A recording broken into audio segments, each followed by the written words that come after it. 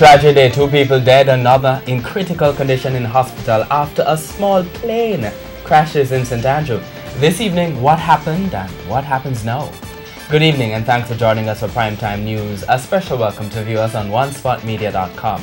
I am Archibald Gordon. And I'm Doreen Samuels. Also this evening, Vashon Brown explains how the crash will be investigated. The former senior cop who says there are too many deputy commissioners and police stations. Crackdown. The U.S. government places a temporary hold on the export of firearms to Jamaica. Update. The latest on the people accused of killing the Reggae Boys team doctor and a Jamaica college student. In the business news, the finance minister promises laws to regulate micro-lenders. There's also sports commentary, as well as primetime weather in this package. But before the break, the feedback question. What's your reaction to the plane crash that happened in Greenwich Town in St. Andrew today? Share comments online, facebook.com/televisionjamaica and tweet at televisionjam.